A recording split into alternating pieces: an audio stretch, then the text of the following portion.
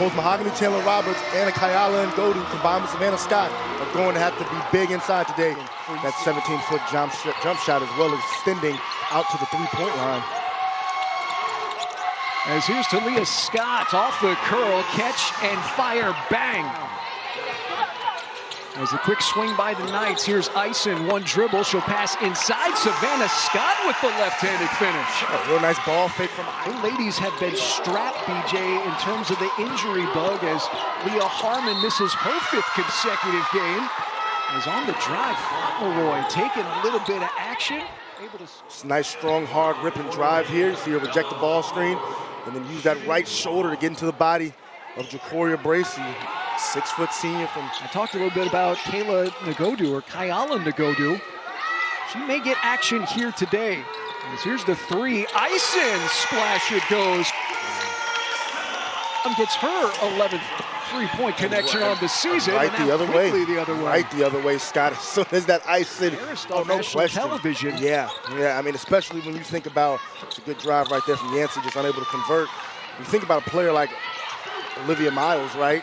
Doing what she did with a 40-piece on the Bears as Talia Scott once again getting to the free throw line and playing through the contact for the finish. You're absolutely right, Scott. I mean, when you give up 40 points to one player, you lose by calling the UCF Knights.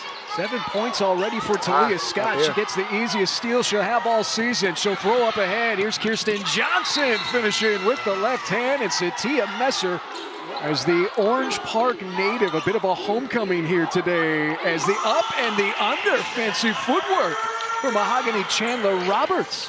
Follower able to wedge herself or wedge the defender underneath the rim so that she could get an offensive rebound and an easy putback. As now here's Ariana Benson recently checking in, and no soup for you. For this Baylor Bears front court that can all block shots at the rim, and you're seeing members here of the Big 12. Fauntleroy driving left. Is Fauntleroy, are you kidding me? Through the score. Yeah, a little ball screen action, switch. Nice finish underneath by Fauntleroy. Pay attention to the middle of the screen here. Short there on the attempt, and now on the run, Talia Scott, she'll step into a three, and she will hit. As Talia Scott, yes, chef. Even with the ball, Talia Scott absolutely on fire early if they're open. And Scott, that was the first Baylor turnover of the afternoon. And there's Jasmine Gibson to make the Bears pay. Pressure cooker now here as teams trying to jockey. Obviously, Baylor atop the conference standings, and Talia Scott able to get the score in the paint. Basically, you're going to put your best scorer underneath the hoop and allow her to come off either side of a couple screens. Shot clock sub 10. Here come the Bears. Fauntleroy's going to have it taken out of her hands. It's Benson. And Benson, amongst two trees, is able to get the score. The one thing about Adriana Benson is that she's going to play very, very hard. Great hands from Baylor right here, but even after the turnover, Benson sticks with it, makes a play to get the ball back. Thought it was a good shot. Knights 1 of 9 from downtown in this first half. Fauntleroy crossing up. Fauntleroy able to get past multiple defenders.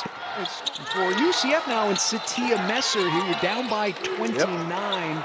It's now about winning perhaps possessions and quarters. Yeah, I think you got to take a big picture approach to this bad boy, right? I mean, you got another rim run right there. This time, Kirsten Johnson on the recipient. You know, you hail from Michigan. You're a Wayne County. Now Palm Beach County. Palm Beach County. There's the triple Little Page Bugs at the top of the Big 12 standings. The Baylor Bears faithful definitely looking for, goodness gracious, TCU victory. I mean, watch this, double between the legs. Oh my goodness, the sauce, the sizzle, and the big time triple. It's been a potential victory and the lead evaporating. Yeah, double figure lead, you know, late in that game, and just got to give a lot of credit to West Virginia and the way they fought back. Pushed the Knights to the brink, and a real nice trap between Dunn and Johnson right there, not allowing Mahogany Chandler Roberts to go back up. Nice shot in the mid-range though for Kiana Cox. Native putting on a show, the Orange Park, Florida product. And Geitenbeek taking a woman off the dribble, but there is Ison to make up for it. Down it comes into Nelms. Leaves it short, gets it back, flips it up and in over her head as Kayla Nelms, the sophomore. That was 6 points here for the Baylor Bears.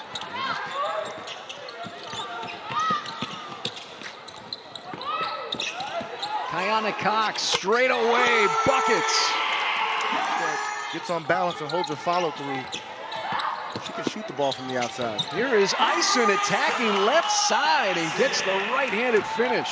And then what happens, Scott? Turnover and points the other opposite Exactly, because it turns into an easy finish the other direction. So another finish as Kiana Cox is heated up in this second half to eliminate some of those charges at the rim. They've tried to implement certain rules to where players are not rotating over and attempting to take some of those charges. There's another good feed inside to Abraham. Is well on their way here to their 22nd victory of the season as Nelms with the left hand using a little body work.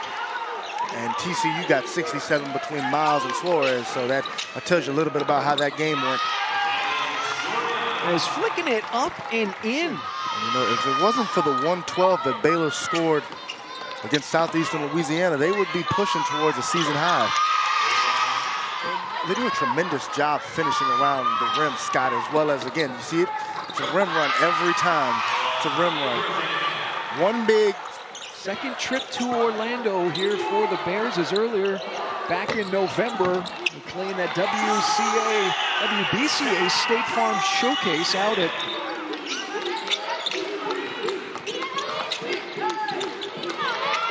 Nova with the triple from downtown, getting in on the action. You know what they say, it's always good to have options, and Baylor Bears got options. Another swat.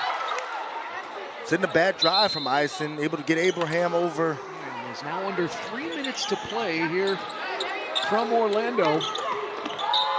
There's a block shot by Eisen. Let's throw it over now to our Berkeley Mazzanotti, who's got more on Abraham due to injury, as 6 consecutive game in which Leah Harmon has not played, the lower leg injury, and Samari Bankhead with the triple. Better offensive possessions right here. Drive by Cox, collapse the defense, quick one more pass from Eisen. Skip pass, Bracy. Now into the corner, Bankhead, does she have another one? Yes, she does, as Samari Bankhead now with a career high. Here of the afternoon. Good drive, another good drive and kick. Triple for Bankhead. As West Virginia's got that half-game lead. Skip pass, Bracy, open look. Her three is up, and it is good. It's now the final 5 seconds. Coach Collins says that'll do it. And her Lady Bears are going to go back to Waco with their 11th Big 12 victory here of the season.